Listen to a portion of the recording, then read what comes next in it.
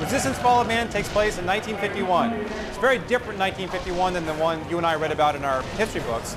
It's all about how a race called the Chimera have emerged from Russia, swept across Asia and Europe, and wiped out populations throughout that area. But one of the great things about working with alternate history is that it takes off all the restrictions that most realistic shooters are faced with.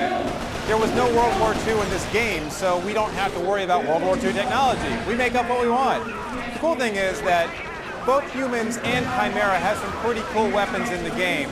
They also have some pretty cool vehicles, and we really use that to our advantage. Well, we made a big effort to give you good weapons all the way through.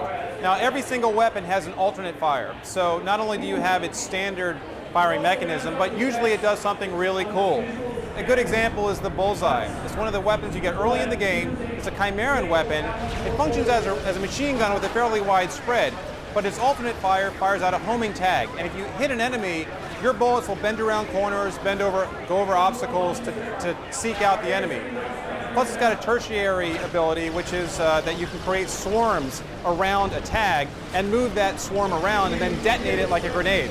We spent a lot of time developing a control technique for this game, which we think gives players a lot of control over where the camera is. I mean, we know that for hardcore players, control is paramount when it comes to FPSs. So not only have we spent a lot of time with our systems, targeting systems, and just basic camera control, we give you, the player, a lot of options. You can adjust the sensitivity of the camera.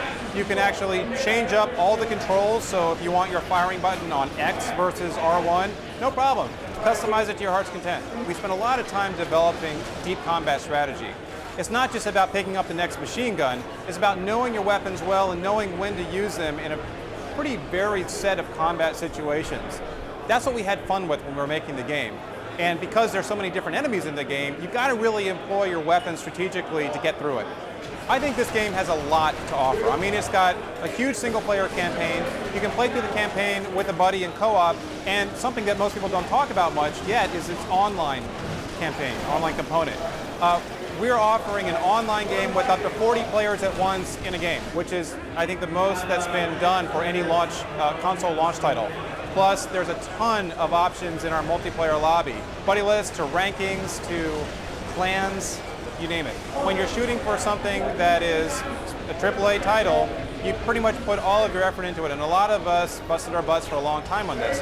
But being a launch title brought additional challenges in that we were working with brand new hardware, very powerful hardware, and very complex hardware.